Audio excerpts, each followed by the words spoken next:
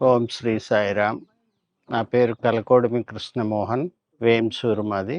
వేంసూరు శ్రీ సత్యసాయి సేవా సమితి దాంట్లో నేనొక డివోటీగా ఉంటున్నాను. ఫాలోయర్‌గా ఉంటున్నాను నేను. మా నాన్నగారు, మా అమ్మగారు ఇట్లా వెళ్తుండేవారు. మా ఊళ్ళో ఈ కుమారస్వామి గారింట్లో 30 డేస్ వీపూదొచ్చినప్పుడు నేను హైదరాబాద్‌లో ఉండేవాడిని. జాబ్ చేసుకుంటూ ఉన్నా గానీ ఇక్కడ విషయాలు ఎప్పటికప్పుడు తెలిసేవి. అప్పటికే నాకు స్వామి పట్ల ఒక మంచి గుడ్ ఇంప్రెషన్ ఉండేది. అట్లా డెవలప్ అయ్యి పుట్టపర్తిలో నేను బాబుని తీసుకువెళ్ళి జాయిన్ చేయాలి.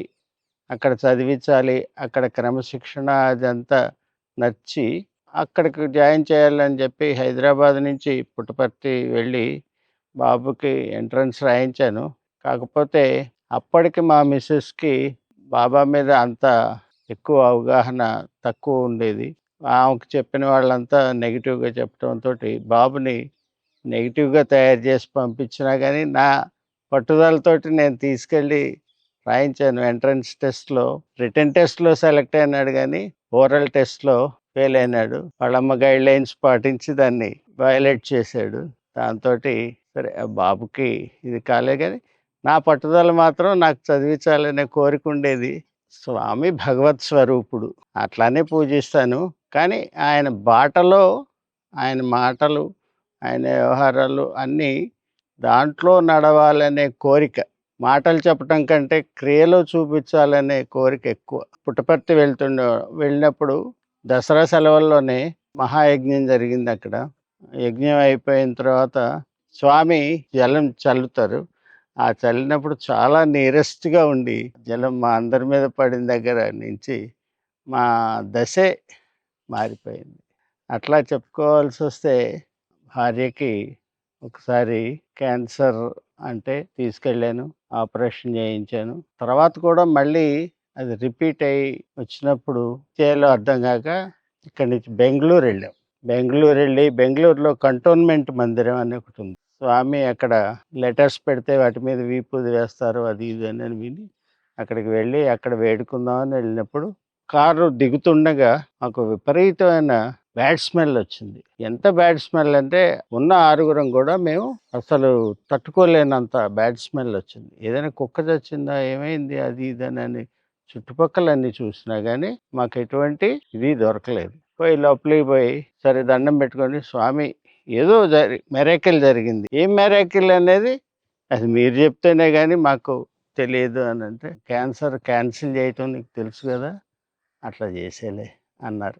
అందుకోసమే ఇవాళ మోకాళ్ళకి ఆపరేషన్ చేయించేటప్పుడు ఆయన ఇచ్చిన ధైర్యమే. వేంసూరు మందిరంలో ప్రతి యాక్టివిటీస్లో మా కుటుంబ పాత్ర ఖచ్చితంగా ఉంటుంది. ఎక్కువగా మా తమ్ముడు ఎక్కువగా వీటిల్లో ఇన్వాల్వ్ అవుతాడు. కొడుకులిద్దరు కానీ, భార్య కానీ, మేము కానీ డైరెక్ట్ యాక్టివిటీస్ కంటే కూడా ఆ చేసే వాళ్ళకి మేము సేవ చేయాలి అనేది అందరూ ప్రత్యక్షంగా చేయలేకపోయినా కానీ పరోక్షంగానైనా మేము వాళ్ళకి ఇచ్చేయాలి అనే ఒక కాన్సెప్ట్ తోటి ఉండేవాళ్ళం ఎప్పుడు. అట్లా స్వామికి దగ్గరైనాం. స్వామి చెప్పిన విషయాల్లో చాలా ఆచరించాలని నేను ఎంచుకున్న వృత్తి వల్ల ఆ డెడికేషన్ అనేది అటువైపు మళ్ళటం వల్ల నాకు అంతగా కుదిరేది కాదు. ఇప్పుడిప్పుడే ఆ వింగ్‌లోకెళ్ళి కొద్దిగా ఆ మార్పుని చేస్తున్నాను రిటైర్మెంట్ తీసుకున్న తర్వాత. స్వామి నాకు కలలో కనపడిన సందర్భాలున్నాయి చాలా. కానీ ఎప్పుడు కూడా ఎవరితో షేర్ చేసుకుంటానికి ఇష్టపడేవాడిని కాదు.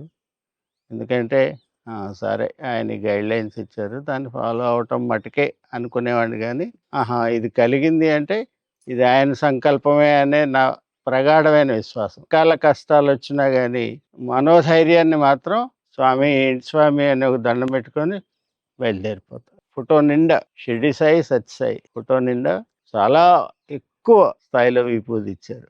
ఒకసారి మాకు ఇట్లానే సంవత్సరాది పండక్కి, ఉగాది పండక్కి స్వామి ఈ ఉగాది పచ్చడి చేసుకుందాం అనుకుంటుంటే, స్వామే సృష్టించి ఒక పళ్ళెం నిండా ఉగాది పచ్చడి ఇచ్చి, ఈ ఉగాది పచ్చడిని అందరికీ పంచండన్నారు. ఏదైనా మేము అందరితో షేర్ చేసుకుంటానికే ఇష్టపడతాం గానీ, స్వార్థం కోసం ఒక్కనాడు గూడా మేము వాటిని వాడుకోలేదు.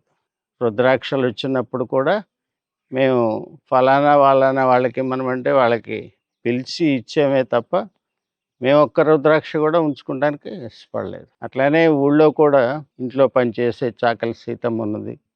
సీతమ్మ ఇంట్లో గోడకు అంటించిన ఈశ్వరుడి ఫోటోలో అర్ధనారీశ్వరం అంటే ఒకవైపు కుంకుమ, ఒకవైపు విభూదిని నెల రోజులు అట్లా ఇచ్చారు. అట్లాంటి సందర్భంలో కూడా వాళ్ళ ఇంట్లో పనిచేసే అమ్మాయికి రావటం ఏంటి? ఇట్లా అనుకున్న సందర్భాలు చాలా ఉన్నాయి. అట్లా అనుకున్నప్పుడు కూడా సరే అది ఆయన అనుగ్రహం. ఆయన ఇష్టం గాని మనమెవరం ఇందులో మనం నిమిత్త మాత్రులం అనుకునేవాళ్ళమే తప్ప ఈర్ష్య అనే మాట తావులేదు. బేసిక్‌గా మా నేచరే సాఫ్ట్ నేచర్ ఎక్కువ. ఫోర్ ఫాదర్స్ నుంచి కూడా మాకు నేర్పిన విధానమే అది. ఏది సాఫ్ట్‌నెస్. మా అమ్మగారు ఒక ఆవిడ ఉండేది. ఆవిడ మాకు నేర్పిందేంటంటే క్రమశిక్షణ. క్రమశిక్షణతో ఉండటం ఒకటి. రెండోది ఎవరికైనా గానీ హెల్ప్ అంటే ముందుండండిరా! నీకు చేతనైంది చెయ్యి. అందుట్లో నువ్వేం చేయగలవో ఆలోచించుకొని అది చెయ్యి. కానీ చేయకుండా మాత్రం ఉండొద్దు అనని ఆమె మాకు చిన్నప్పటి నుంచి ఒక గైడ్ మోడల్‌గా ఉండేది. స్వామి చెప్పిన విధంగా అనుకుంటే నాకు తెలియకుండా ఏదైనా తప్పు జరిగితే చెప్పలేను గానీ, తెలిసి చేయటానికి ఇష్టపడటం లేనే లేదు అది ఒకటి. రెండోది మంచిగా ఫలానా వ్యక్తి మంచివాడు అనిపించుకోవాలనే కోరిక. అంతే తప్ప ఎప్పుడు వీడు ఎందుకురా అనే జీవితాన్ని గడపకూడదనేది మా తర్వాత చేతనైనంతలో గొప్పకి పోవటం వద్దు. లేకుండా ఉన్నంతలో పరులకి సహాయం చేయాలనే కోరిక ఎక్కువ. అది శారీరక శ్రమ పరంగా అయ్యుండొచ్చు, రకరకాల అయ్యుండొచ్చు. ఏదైనా ఇతరులకి చేతనైనంత సహాయం చేయాలనేదే కోరిక.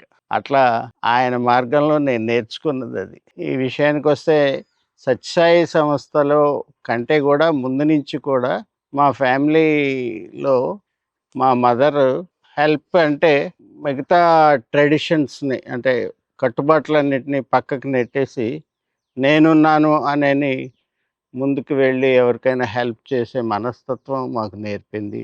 తనట్లా ఉండేది. మాకట్లా నేర్పింది.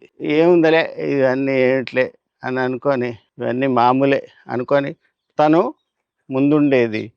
అట్లనే మాకు కూడా ఆ విధంగా నేర్పింది.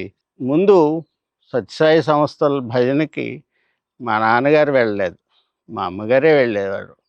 ఆ తర్వాత రండి, రండి, రండి అంటే అట్లా వెళ్ళారు నాన్నగారు. ఆ విధంగా వెళ్ళి ఆయన బాగా ఫిక్స్ అయిపోయినారు. అట్లా జరిగింది. ఈ అవకాశం స్వామి ఇచ్చిన చాలా, చాలా, చాలా, చాలా ఆనందాన్ని నింపింది.